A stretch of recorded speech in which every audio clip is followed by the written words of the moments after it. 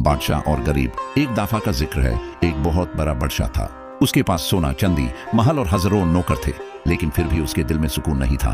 हर रात जब वो सोने की कोशिश करता तो बेचैनी और फिकार उसे तंग करती थी।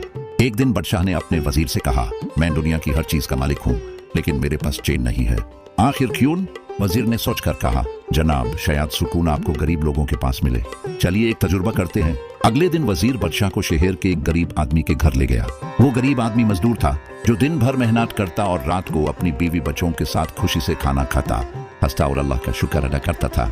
बादशाह ने हैरानी से पूछा, तुम इतने गरीब हो फिर भी इतने खुश कैसे रहते हो? गरीब मुस्कुराया और बोला, बादशाह सलामत, मेरे पास कम है लेकिन दिल साफ है। मैं उसी में खुश हूँ जो अल्लाह ने दिया है, न लला खाई न हसाद। बादशाह पूरी रात उस बात पर सोचता रहा। अगले दिन से उसने अपनी आदत बदलनी शुरू की।